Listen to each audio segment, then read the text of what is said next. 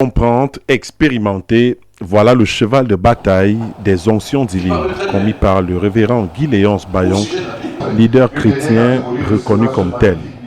Dans ce chef-d'œuvre de 228 pages reparti sur 12 chapitres, l'auteur amène le lecteur à appréhender le fait que comprendre et marcher avec les onctions divines devient de nos jours des notions capitales pour l'Église de la fin des temps.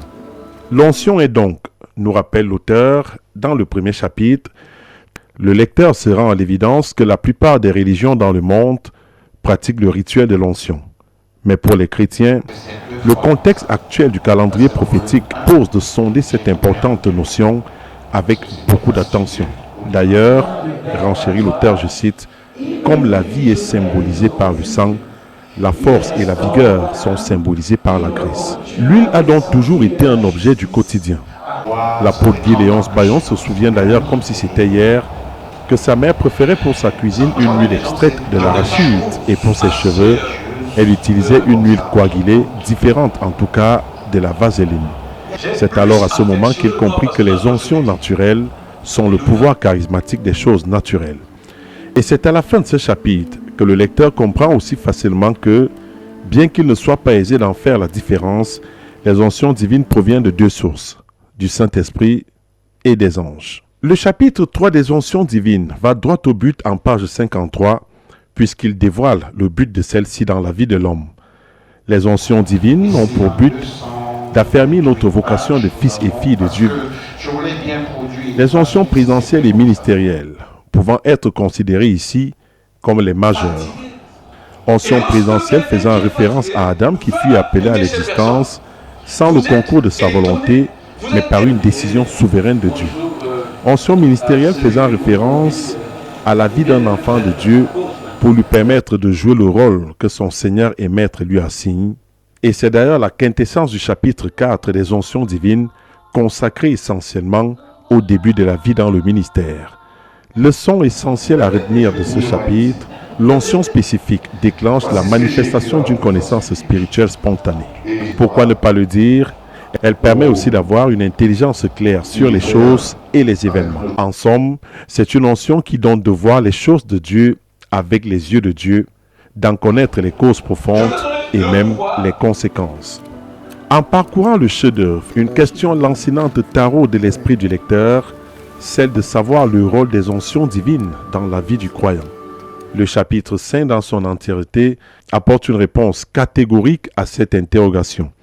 Elle génère une connaissance certaine sur les choses de Dieu et cette connaissance n'est pas intelligible mais plutôt spirituelle et rend un témoignage intérieur au sujet des vérités divines. L'onction transmet les informations utiles aux chrétiens concernant Dieu, lui-même et sa mission.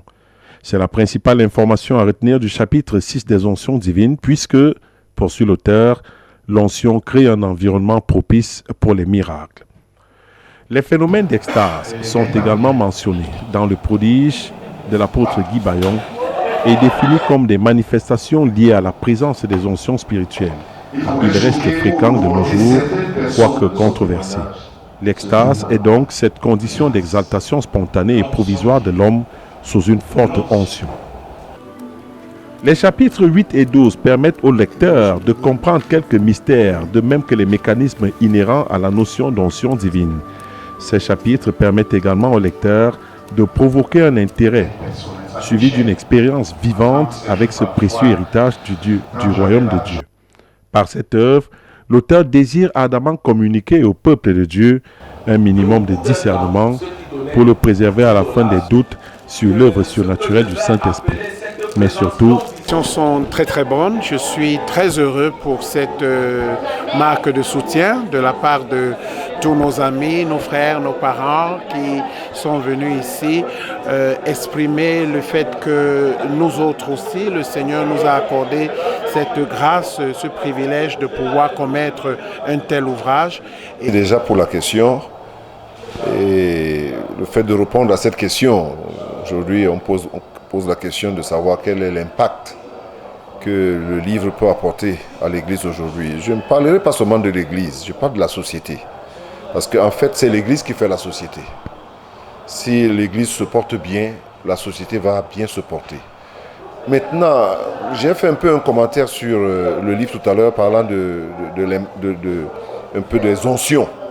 Nous oublions très souvent que quand on parle de l'onction, j'ai même posé la question de savoir si quelqu'un pouvait dire en sa langue maternelle, qu'est-ce que ça veut dire en sa langue. Vous avez vu dans la salle que plusieurs personnes ne connaissaient même pas.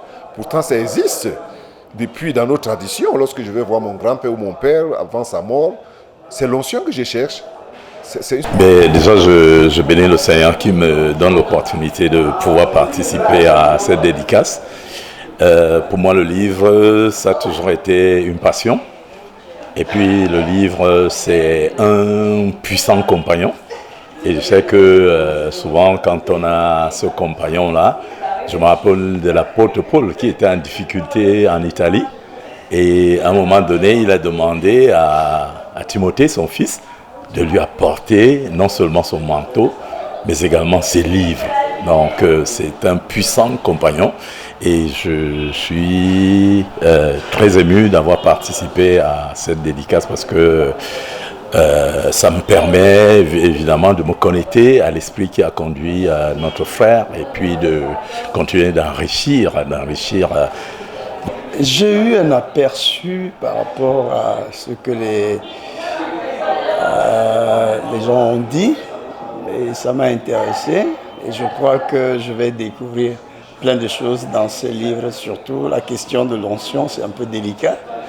Aujourd'hui, nous pensons que nous aurons une soif assez satisfaite par rapport à ce livre. C'est ce que je peux dire.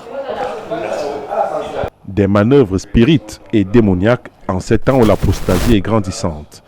Visiblement, le peuple de Dieu est réjoui de ce bijou intellectuel qui arrive à point nommé pour le bien de la communauté.